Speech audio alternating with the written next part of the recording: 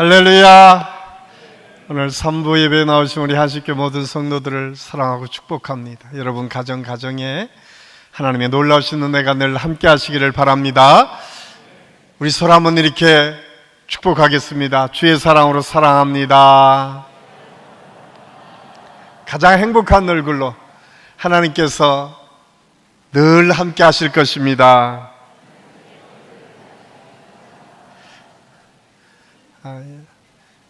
예배 드리면 이렇게 시작하는 것은 우리의 마음을 이렇게 여는 시간입니다.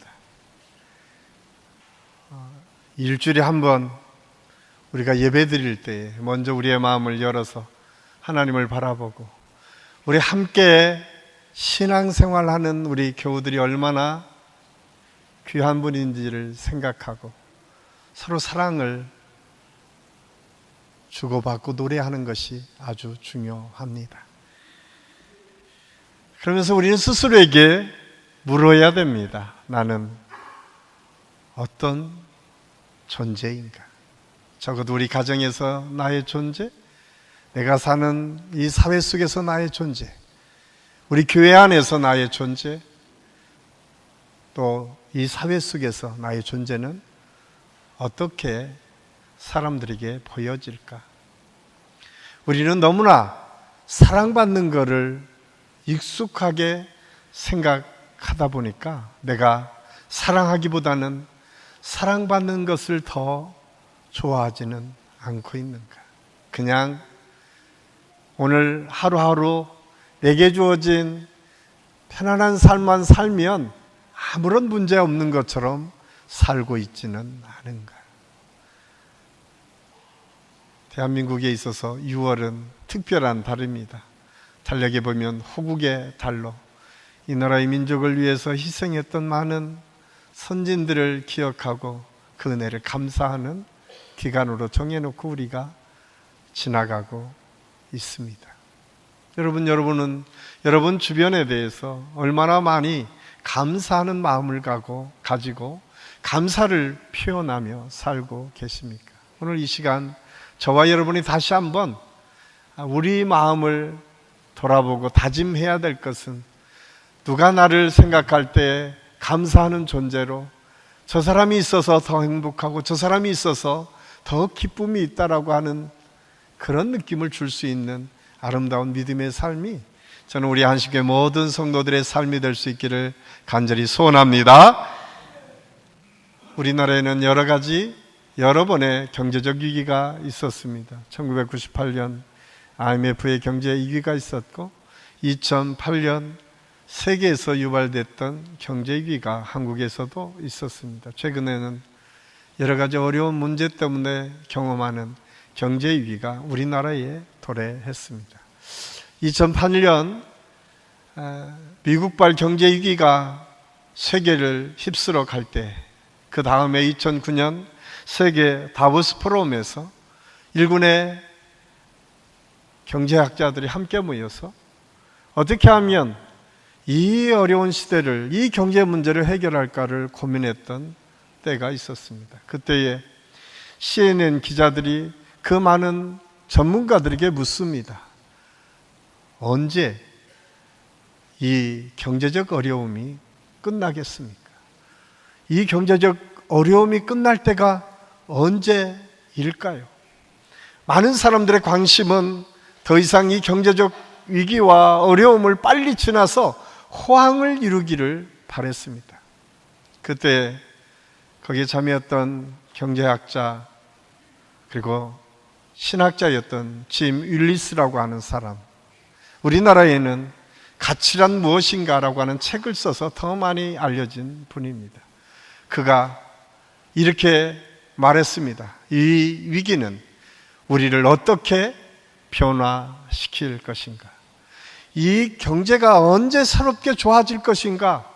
언제 이 위험한 경제의 종식이 올 것인가가 문제가 아니라 이 위기를 통해서 내가 어떻게 변화되어야 되고 이 위기 때문에 나타난 여러 가지 경제 현상은 무엇 때문에 이루어졌는지를 보고 그것을 바꿀 것을 기대하고 소망하라고 하는 이야기입니다. 이 이야기는 많은 사람들에게 공감을 주었고, 경제적인 어려움의 종식이 문제가 아니라 그 시대 속에 그 시대를 살아가는 사람들이 어떤 태도와 자세를 가지고 그 문제를 해결해야 하느냐가 더 중요하다고 하는 사실을 깨닫게 되었다라고 하는 이야기입니다. 저는 이 짐 율리스의 주장은 단순히 경제적인 문제뿐만 아니라 오늘을 살아가는 우리 믿음의 사람들에게도 동일하게 질문되어지는 좋은 질문이다라는 생각을 합니다. 저는 오늘 말씀의 중심에 있는 서머나 교회 이야기를 통해서 짐 율리스의 주장처럼 동일하게 올바른 질문이 필요한 시대를 우리가 살고 있지 않은가. 최근 우리나라도 경제적으로 참 어렵죠. 코로나 팬데믹이 끝났습니다. 그러나 세계적으로 우크라이나를 중심으로 일어났던 전쟁이 끝나지도 않고 계속될 뿐만 아니라 최근에는 우리나라에는 북한의 핵 위협 때문에 여러 가지로 혼란스러운 시대를 지금 우리가 살아가고 있습니다. 2020년 이 코로나 팬데믹 이후에 세계의 경제적인 흐름은 또다시 큰 변화를 경험하고 있습니다. 그것은 자유무역주의에서 이제 보호무역주의로 자국의 이익만을 추구하는 세계 경제적 흐름이 세계 도처의 경제 발전을 저해하는 요인으로, 또 가난한 나라가 더 어렵게 되는 요인으로 작용하고 있는 시대를 지금 우리가 살아가고 있습니다. 이 경제가 언제 이 어려움이 끝날까? 우리가 아무리 질문해도 그 어려움이 언제 끝날지는 아무도 예측할 수 없습니다. 한국교회 상황은 어떻습니까? 최근 통계를 보면 한국교회가 점점점 교인의 수가 줄어든다고 이야기를 합니다. 교회를 바라보는 한국 사람들의 시선은 그렇게 달갑지 않습니다. 오히려 교회가 이제 새롭게 변화되어야 된다고 이야기하면서도 사회에는 교회를 오히려 비방하고 비난하는 사람들이 더 많은 시대를 우리가 살아가고 있습니다. 그렇다면 예전처럼 한국교회가 많이 부흥하는 시대가 언제 다시 올까요? 그런 기대를 할 수 있습니다. 그러나 그보다 더 중요한 것이 오늘 짐 율리스의 질문처럼 이 어려운 상황 속에 저와 여러분에게 주시는 하나님의 요구는 무엇인가? 이 시대를 정말 건강하게 하나님의 뜻대로 살 수 있는 방법들은 무엇인가를 찾는 것이 훨씬 더 중요한 질문이 되고 있는 것을 알 수가 있습니다. 우리를 통해 어떻게 변화를 이끌어 가야 될 것인가? 우리 가정이, 내가 속해 있는 공동체가, 우리 교회가, 이 사회가 어떻게 변화해야만 정말 아름다운 공동체를 이루어가는 사회로 바뀌어 갈 것인가를 질문하며 우리 스스로가 변화되는 삶을 추구할 때만 하나님께서 기뻐하시는 믿음으로 살아갈 수 있다고 하는 사실을 우리는 잊어서는 안 됩니다. 오늘 말씀에 등장하는 서머나 교회의 상황이 참 많이 어려웠었던 것 같습니다. 서머나는 오늘날 터키의 이즈밀이라고 하는 도시입니다. 우리가 잘 아는 것처럼 이스탄불과 앙카라에 이어서 서아시아 지역에서는 세 번째로 큰 도시가 서머나입니다. 성경에 보면 이 서아시아 지역의 가장 큰 도시는 에베소 교회가 있었던 에베소였습니다. 그런데 오늘 말씀에 등장하는 이 서머나 교회는 많은 사람들이 그 서머나 교회를 가장 서아시아 지역의 아름다운 도시다라고 이야기했다고 합니다. 해아래 모든 도시 중 가장 아름다운 도시. 그래서 아시아에서 보석이라고 일컬어질 만한 도시가 서머나였던 것 같습니다.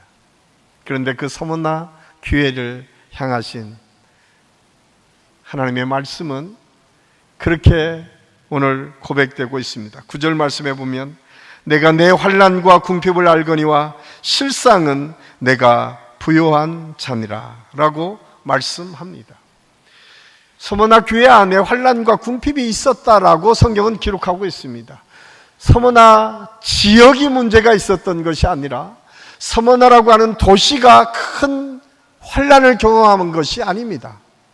사실 그 속에 있었던 그리스도인, 그 속에 있었던 예수 믿는 사람들이 환난과 궁핍에 빠져 있었다는 이야기입니다. 왜냐하면 예수 믿는다는 이유로 차별 대우를 받을 수밖에 없는 사회적 상황이 있었기 때문에 그렇습니다. 예수 그리스도를 주로 고백하는 순간 그 사람에게는 사회적으로 여러 가지 어려운 상황이 놓여져 있었기 때문에 그렇습니다. 역사적으로 보면 그 도시는 황제 숭배 사상이 아주 첨예하게 그 시대를 이끌어갔기 때문에 1년에 한 번은 반드시 황제 숭배를 위해서 가이사 성전에 들어가서 내가 내 인생의 주인은 가이사입니다, 로마 황제입니다 라고 하는 고백을 반드시 했어야 된다고 합니다. 그런데 여러분, 그냥 그거 내가 고백만 하면 되지라고 하는 정도가 아니라 서머나에서는 그것을 선언하고 고백하는 사람에 한해서 증명서를 발급해 줬다고 합니다. 그리고 그 증명서가 곧 그 모든 거래를 할 수 있는 자유인을 의미하기도 하고, 심지어는 집을 사고 팔 때에도 꼭 그 증명서가 있어야만 가능할 정도였다라고 이야기합니다.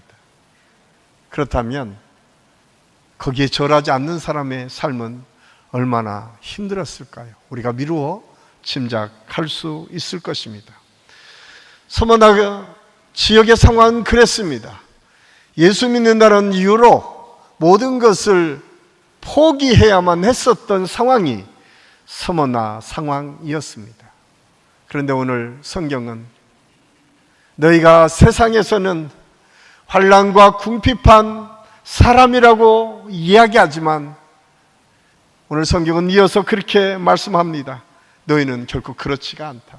너는 부요한 자다 라고 오늘 성경을 통해서 말씀해 주고 있습니다.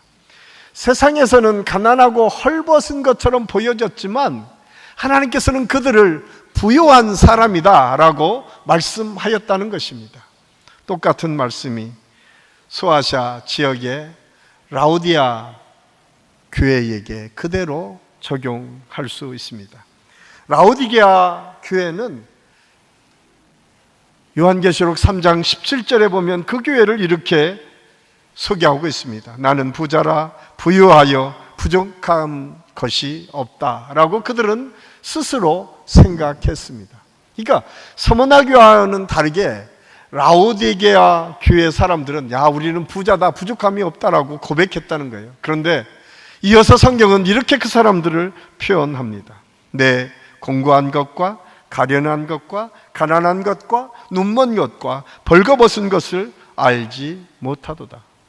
성령께서는 라오디게아 교회 성도들을 향해서 너희들은 부족함이 없다고 이야기하는데 성령의 눈으로 보니까 너희는 가난하고 곤고하고 가련하고 눈멀었고 벌거벗었다라고 표현하고 있습니다. 세상적으로는 성공한 인생처럼 보여졌지만 신앙적으로는 형편없는 신앙이 그들의 신앙이었다고 책망하고 있는 장면을 우리가 계시록 3장에서 볼 수 있습니다. 그렇다면 겉으로 보기에는 힘들고 어려운 삶을 살았던 서머나 교회에게는 오히려 부유한 자라고 인정해 주셨고, 겉으로 보기에 잘 사는 것처럼 보였던 라오디게아 교회를 향해서는 책망했던 이유가 무엇일까요? 그들에게는 중요한 가치가 어디에 있느냐에 따라서 달라졌다라고 하는 사실을 우리가 알 수가 있습니다. 라오디게아 교회는 세상의 가치가 중요했고 서머나 교회 성도들에게는 하나님께서 주시는 가치가 더 중요했기에 그들을 평가하는 예수님의 말씀은 완전히 다르게 평가하고 있는 것을 볼 수가 있습니다. 사랑하는 한신교회 성도 여러분, 여러분은 어디에 더 큰 가치를 두며 살고 계십니까? 지금까지 여러분들은 여러분의 삶의 모든 것을 헌신하고 투자하고 나아가면서 어디에 더 많은 시간과 더 많은 마음을 두며 사셨습니까? 우리가 세상에서 부유하다 하더라도 영원히 부유할 수는 없는 것 같습니다. 왜냐하면 미국의 1923년에 미국 시카고에 있는 에드워드 비치 호텔에 미국의 가장 부자라고 하는 7사람이 모였습니다. 그 7사람의 그 부를 합치면 그 당시에 미국에 있는 국고 재산보다 훨씬 더 많은 가치가 있었다라고 평가되었습니다. 그런데 그 사람들의 삶을 추적했던 한 기자가 25년 후에 그들의 삶을 살펴보았습니다.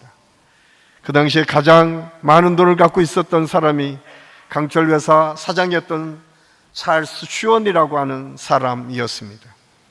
찰스 슈원은 25년이 지난 어느 날 그의 삶을 보니까 아무것도 갖지 못한 거지의 신세가 되었다. 그러다 죽었다라고 기록되어 있습니다. 두 번째 사람, 밀농사로 거부가 되었던 알사 카튼이라고 하는 사람 역시 사업이 파산되어 모든 것을 잃고 아무도 그를 지켜보지 않는 가운데 임종했다라고 기록되었습니다. 세 번째로 뉴욕은행의 총재였던 리치드 위튼이라고 하는 사람은 자기를 둘러싼 여러 가지 상황이 잘못되어서 감옥에 갇혀 있었습니다. 네 번째 사람, 미국의 재무장관까지 지냈던 엘버트 홀은 감옥에서 막 보석으로 풀려서 이제 아무도 돌아보지 않는 쓸쓸한 삶을 살고 있었다고 합니다. 다섯 번째 사람, 월스트리트 회장이었던 리버모어와 국제은행 총재였던 리온 프레저라고 하는 사람은 스스로 목숨을 끊는 인생을 마감했다라고 얘기합니다. 일곱 번째 사람, 부동산업계의 거부였던 이반 크루컬은 자살하다 미수에 그쳐서, 그렇지만 그것 때문에 병에 걸려 쓸쓸히 그 죽음을 맞이하고 있었다라고 얘기합니다. 여러분, 세상의 부는 잠시 있다가 없어질 수밖에 없는 것이 우리 인생 안의 부인 것 같습니다. 사실 여기 있는 저와 여러분에게도 지금 우리가 모든 것을 할 수 있는 것처럼 보여지지만 시간이 점점 지나다 보면 할 수 있는 것이 별로 없는 것을 발견하게 됩니다. 그래서 톨스토이의 이야기처럼 지금이 중요합니다. 지금 내 옆에 있는 사람이 중요하고, 지금 내가 할 수 있는 것이 중요하고, 지금 내가 할 수 있는 하나님의 역사가 더 중요하다라고 하는 사실을 우리는 잊어서는 안 됩니다. 저는 우리 한식교 모든 성도들이 지금 내게 주신 하나님의 은혜가 무엇인가를 발견하고 하나님께서 우리 한 사람 한 사람에게 주신 사명을 발견하며 살아가는 은혜가 있기를 예수님의 이름으로 간절히 축원합니다. 제가 베트남 선교사로 갔을 때 다낭에 가면 하이쩌우라고 하는 교회가 있습니다. 하이쩌우라고 하는 교회는 조그마한 교회입니다. 그런데 그 교회가 다낭 시내에 약간 변두리에 있지만 그래도 잘 지어진 교회가 될 수 있었던 것은 한국에 있는 대구에 있는 어느 장로님 부부가 믿음으로 그 교회를 세워줬다고 이야기합니다. 그 교회 가면 그 입구에 그 장로님 부부의 이름이 기록되어 있고, 이 교회는 우리 장로님을 통해서 아름답게 세워졌습니다라고 하는 비가 있습니다. 처음에는 150명 정도 있었지만 제가 갈 때는 이제 300명이 넘는 성도들이 모였고, 거기에 새롭게 리모델링 하는 교회를 제가 방문한 적이 있습니다. 제가 안양중앙교회 담임 목사로 사역을 할 때 어느 날 장로님 한 분이 저를 찾아오셨습니다. 목사님, 베트남에 교회를 짓고 싶습니다. 그 이유를 제가 물었습니다. 어떤 계기가 돼서 장로님 교회를 지시려고 합니까? 그러자 장로님이 참 의미 있는 이야기를 제게 해 주셨습니다. 장로님은 파월 병사였습니다. 베트남에 가서 열심히 베트남 자유를 위해서 전쟁할 때에 한 마을에 작전이 걸렸는데 장로님은 무전병이었습니다. 포탄이 떨어져서 다행히 그 분대원 모두가 그 포탄에 몰살하게 되었는데 장로님은 무전기를 맸다라고 하는 이유로 무전기 때문에 살아나셨다는 거예요.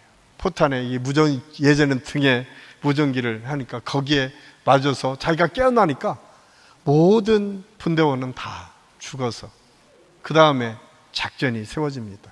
우리가 잘 아는 것처럼 그 작전은 한 마을을 몰살시키는 것입니다.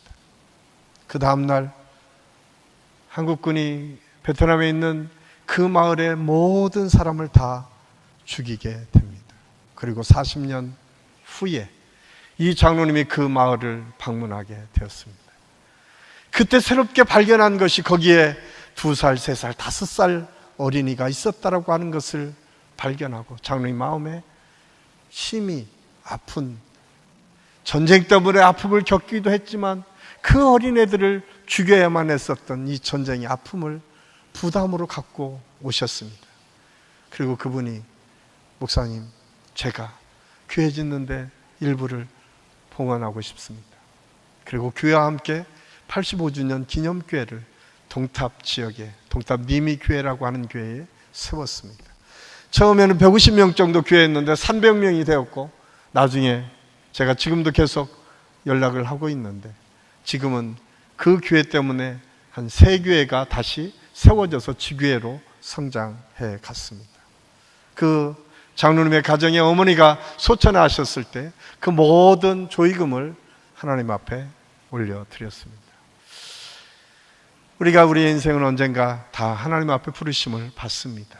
그때 우리는 어떤 믿음으로 사느냐가 중요합니다. 지금 우리 앞에 주어진 삶의 모습, 그것은 내가 할 수 있는 것부터 시작하는 것입니다. 저는 우리 한식교 모든 성도들에게 영적으로 부유한 삶, 하나님께서 기뻐하실 만한 믿음의 삶을 살아가는 우리 모든 성도들이 다 될 수 있기를 예수님의 이름으로 간절히 축원합니다.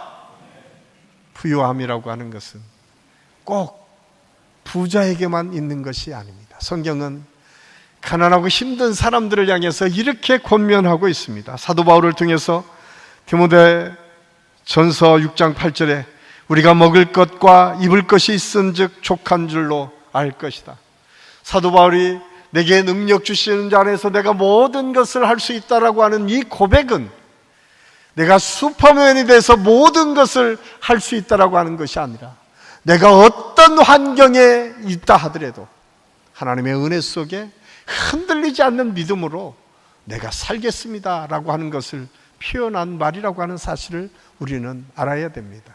그래서 사도 바울이 내게 능력 주시는 자에서 내가 모든 것을 할 수 있다라고 하는 그 말씀 바로 앞에 내가 비천에 처했기도 했고 내가 부한 자에 처하기도 했었다라고 고백하는 이유, 그 이유는 어떤 상황이든 거기에 내 마음을 빼앗기는 것이 아니라 하나님께서 주시는 은혜로 견고하게 내 믿음을 지켜나갈 수 있다라고 하는 것이 사도 바울의 고백이었음을 알 수가 있습니다. 그러면서 사도 바울은 우리에게 세상을 향해 세상을 바라보는 우리의 시각이 물질에 우리의 마음을 뺏겨서는 안 된다라고 하는 말씀을 이렇게 경고의 메시지로 주십니다. 디모데전서 6장 9절 10절 말씀에 보면 부하려 하는 자들은 시험과 올무와 여러 가지 어리석고 해로운 욕심에 떨어지나니 그 사람으로 파멸과 멸망에 빠지게 하는 것이라. 돈을 사랑함이 일만하게 뿌리가 되나니 이것을 탐내는 자들은 미혹을 받아 믿음에서 떠나 많은 근심으로써 자기를 찔렀도다라고 말씀하고 있습니다. 여러분, 하나님보다 돈을 사랑하는 자의 결론은 스스로 자기를 찔르는 것과 똑같다라고 설명하고 있습니다. 그러면서 오늘 서문화 교회를 향해서 다시 하나님께서 말씀합니다. 내가 죽도록 충성하라. 그리하면 생명의 면류관을 내게 주리라. 저는 우리 한식교 모든 성도들에게 이 믿음이 다시 한번 회복될 수 있기를 간절히 소원합니다. 그래서 믿음의 길은 때로는 평안과 축복의 길이기도 하지만 예기치 못하는 고난을 경험하기도 할 수 있다고 하는 사실을 성경은 끊임없이 말씀합니다. 그래서 시편 성도의 말씀들을 보면 그 광야 길을 걸어갈 때 언제나 오아시스를 감춰두시고 그 오아시스를 통해서 다시 힘을 얻어 그 광야를 마침내 완주할 수 있는 은혜를 우리에게 약속하고 있습니다. 사도 베드로는 언제나 믿음을 통해서 그 고백을 하나님께 드렸습니다. 그 고백은 어떤 고백인가? 베드로전서 2장 20절 21절에 보면 이렇게 고백하고 있습니다. 우리 베드로전서 2장 20절에서 21절은 우리 함께 읽겠습니다. 죄가 있어 매를 맞고 참으면 무슨 칭찬이 있으리요? 그러나 선을 행함으로 고난을 받고 참으면 이는 하나님 앞에 아름다우니라. 이를 위하여 너희가 부르심을 받았으니 그리스도도 너희를 위하여 고난을 받으사 너희에게 본을 끼쳐 그 자취를 따라오게 하려 하셨느니라. 아멘. 그렇습니다. 우리가 지금 예수 믿는 것 때문에 우리가 고난당하지는 않습니다. 그런데 여러분, 예수 믿는 것이 밝혀지고 예수 믿는 것을 다른 사람에게 전도라고 하는 말로 표현해서 말씀을 증거하려고 하면 그때부터 고난이 시작됩니다. 그래서 현대 교회의 가장 큰 문제는 주님의 복음을 증거하는 기회를 놓쳐버리고 그냥 나 하나 신앙 지키면서 사는 모습이 오늘날 그리스도인들의 모습이 되었음을 우리가 부정하기 참 어렵습니다. 그런데 성경은 우리에게 말씀합니다. 너희가 때를 얻든지 못 얻든지 주님의 복음을 증거하는 것이 너무나 중요하다고 하는 사실을 말씀하고 있습니다. 오늘 사도 베드로도 그렇게 말씀하고 있지만 사도들은 초대교회 안에서 예수 그리스도의 복음을 증거하는 것을 목숨을 걸고 증거했음을 말씀하고 있습니다. 사도행전 5장 41절 42절 말씀에 보면 사도들은 그 이름을 위하여 능욕받는 일에 합당한 자로 여기심을 기뻐하면서 공회 앞에 떠나니라. 그들이 날마다 성전에 있든지 집에 있든지 예수는 그리스도라 가르치기와 전도하기를 쉬지 아니하니라. 그치지 아니하니라. 하나님께서 그렇게 말씀하고 있습니다. 전도하는 것을 그치지 않고 주님의 복음을 계속 증거했던 사람이 오늘 성경에서 얘기하는 사도들의 모습이었음을 알 수가 있습니다. 그 모습이 오늘 서머나 교회 성도들의 모습이었습니다. 사실은 그 믿음을 갖는다는 것은 결코 쉽지가 않습니다. 그래서 내가 죽도록 충성한다라고 하는 이 말 속에 이 충성의 의미는 내가 뭔가를 위해서 힘쓰고 애쓰는 것도 있지만 신실하게 믿음을 지키고 견디는 의미도 그 속에 담겨져 있음을 알 수가 있습니다. 그래서 충성이라고 하는 것은 내가 좋을 때는 하고 좋지 않을 때는 하지 않는 것이 아니라 어떤 상황에서든 최선을 다해서 하나님의 명령 앞에 순종하며 나아가는 것.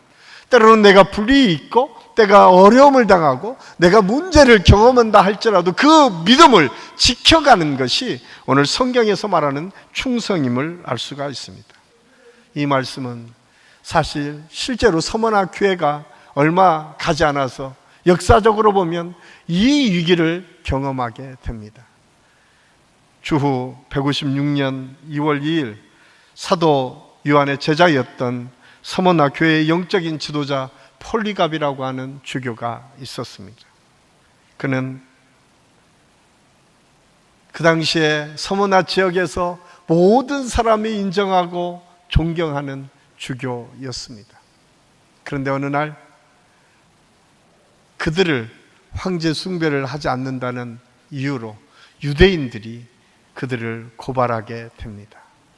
그 소문을 듣고 고발되지 않을 때까지는 그를 잡아두지 않았던 이유는 총독 스스로가 폴리갑을 너무나 존경했습니다. 어떻게 하든 그 사람이 죽음에서 모면되기를 원했습니다. 그래서 폴리갑을 불러놓고 그 법정에서 총독이 묻습니다. 이 앞에서 예수님을 욕하고 황제 신상에 절하기만 하면 내 목숨을 살려주겠다. 그때 폴리갑 주교가 너무나 유명한 고백을 합니다. 86년 동안 내가 섬겨온 주님, 그분은 언제나 나를 인자로 대하셨습니다. 나를 한 번도 배반하지 않았던 그분을 내가 어찌 모독하고 배반할 수 있겠습니까? 그러자 총독이 더 이상 말을 듣지 못하고 이제 맹수에 쳐넣으라고 명령하려고 하니까 어서 나를 그곳에 넣어주십시오. 이렇게 총독이 생각해보니까 저것도 두려워하지 않는 모습을 보고 깜짝 놀라고 차라리 그러면 화형식을 하라고 화형식에 불을 태워서 폴리갑을 태워 죽이려고 합니다. 불에 타 있는 모습, 쉽게 그 모습이 끊어지지 않으니까 칼로 목을 베 순교할 수 있도록 했다는 이야기입니다. 우리가 서모나라고 하는 지역, 이즈미르 지역에 가면 폴리갑 순교 기념교회가 있습니다. 그 폴리갑 기념교회에 들어가면 한쪽 벽면에 유명한 성화 하나가 있습니다. 그것은 레이몽 페리라고 하는 유명한 화가가 그린 그림입니다. 여러분 보시면 지금 폴리갑이 순교를 당하고 있고, 여러분 화면에 보면 왼쪽일 텐데 포승줄에 있는 묶여있는 한 사람이 있습니다. 폴리갑이 이어서 다음에 순교의 자리를 지키는 사람이 있는데 그 사람이 스스로라고 그는 고백하며 페리는 그 그림을 그렸다고 나중에 고백하고 있습니다. 초대교회 성도들의 신앙이 그랬습니다. 그 죽음을 피했던 것이 아니라 그 죽음을 몸소 감당할 수 있었던 믿음이 그들에게는 있었습니다. 2000년이 지난 어느 날 이 나라 이 민족에게도 그런 아픔의 역사가 있었습니다. 일제 강점기에 신사참배하지 않았다는 이유로 잡혀가 있던 주기철 목사님, 그러면 묵묵히 그 믿음을 지키며 순교의 자리까지 들어갈 수 있었던 이유가 어쩌면 이 폴리갑 목사님의 그 순교와 헌신을 통해서 받았던 그 감동이 이 땅에서도 이루어졌음을 우리가 알 수가 있습니다. 그렇습니다. 한국교회는 그냥 부흥한 것이 아닙니다. 그냥 우리가 헌금하고 기도해서 전도해서 부흥한 것이 아닙니다. 어쩌면 초창기에 한국교회 믿음을 사수하기 위해서 목숨까지 버려가며 믿음을 지켰던 수많은 순교자들의 헌신과 순교가 사실 우리 한국교회의 기초가 되었기 때문에 그 믿음을 통해서 하나님의 역사가 계속 이어질 수 있었음을 알 수가 있습니다. 사랑하는 한식교회 성도 여러분, 오늘 저는 굉장히 무거운 설교를 준비하면서 그런 생각을 했습니다. 우리가 어떻게 이 어려운 시대를 이겨나갈 수 있을까? 저는 좋은 질문을 하는 우리 그리스도인들이 됐으면 좋겠다. 빨리 이거 지나갔으면 좋겠다. 빨리 내가 좋은 일만이 있었으면 좋겠다라고 하는 질문이 아니라, 주님, 내가 이 환경에서 해야 될 일이 무엇입니까? 나를 바꿔야 될 일이 무엇입니까? 질문하고 하나님께 나아갔던 서모나 교회 성도들처럼 이 상황을 우리가 피하거나 낙심하거나 좌절하거나 포기하는 것이 아니라 내가 어떻게 이 어려움들을 하나님께서 원하시는 삶으로 바꿔갈 것인가를 질문하며 살아가는 저와 여러분이 될 수 있기를 간절히 소원합니다. 실상은 고난받는 것 같지만 우리의 영적인 부유함이 있음을 깨닫고 우리가 어떤 상황에서도 지금 하나님께서 내게 주신 그 복을 감사함으로 받을 뿐만 아니라 그 감사가 또 다른 사람에 흘러가도록 언제나 우리의 삶이 하나님께 주시는 감사로 풍성해지는 하나님의 역사가 있기를 예수님의 이름으로 간절히 축원합니다. 마지막으로 우리가 폴리갑 주기철 목사님들처럼 주님, 내가 견디고 힘써서 하나님의 말씀대로 순종하고 나아감으로 인해서 마침내 오늘 둘째 사망의 해를 극복하고 영원한 천국을 소유할 뿐만 아니라 그것을 통해서 하나님의 영광을 올려드렸던 서머나 교회 성도들처럼 어떤 상황에서도 흔들리지 않는 믿음으로 하나님께 쓰임받고 하나님께 영광을 돌리는 아름다운 믿음이 우리 한식교회 모든 성도들의 삶에서 이루어질 수 있기를 예수님의 이름으로 간절히 축원합니다. 기도하겠습니다. 아버지 하나님, 은혜를 감사합니다. 오늘 말씀을 통해서 우리 자신들에게 어떤 질문을 하며 살아야 될지를 함께 생각했습니다. 환난이, 어려움이 피해가기만을 원하는 믿음이 아니라 이 속에서도 내게 주어진 하나님의 뜻이 무엇인지를 발견하고 그 뜻을 이루어갈 줄 아는 지혜로운 성도들이 다 되게 도와주시옵소서. 힘들고 어려운 자리에서도 우리를 일으켜 세워주시고 마침내 그 길을 걸어가게 하시는 성령의 역사를 통해서 우리 안식교회 모든 성도들을 통해서 이 아름다운 믿음이 세상에 증거되고 전파될 수 있도록 하나님 인도하여 주시옵소서. 오늘도 우리와 함께 하시는 주님을 찬양하며 예수님의 이름으로 감사드리며 기도하옵나이다. 아멘.